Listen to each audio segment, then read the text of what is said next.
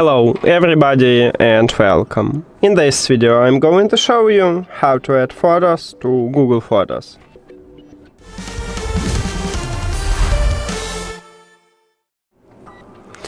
And let's get started by opening the Google Photos, then click at your profile icon at the right top and make sure that you enable backup.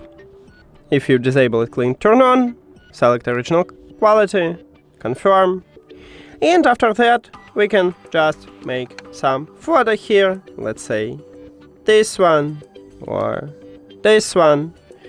So now in the gallery we have two more photos, and if I open Google Photos application you will see that the Google Photos already add them here. And that's it. Thank you for watching this video. If you found it helpful, please consider subscribing to the channel and leave the like on the video. See you later!